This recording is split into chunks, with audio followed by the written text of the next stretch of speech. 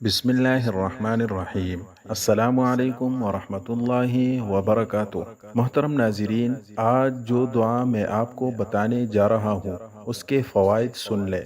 جسمانی بیماریوں سے مکمل حفاظت، کانوں اور آنکھوں کی صحت کے لیے روزمرہ کی دعاؤں میں شامل کرنے کے قابل دعا۔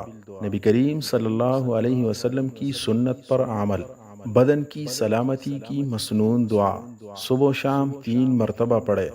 دعا سماعت فرمائے: اللہم عافنی فی بدنی، اللہم عافنی فی سمعی، اللہم عافنی فی بصری، لا الہ الا انت۔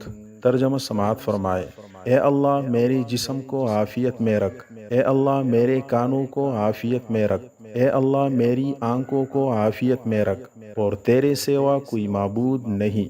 اللہ ہم سب کو عمل کرنے کی توفیق عطا فرمائے، آمین۔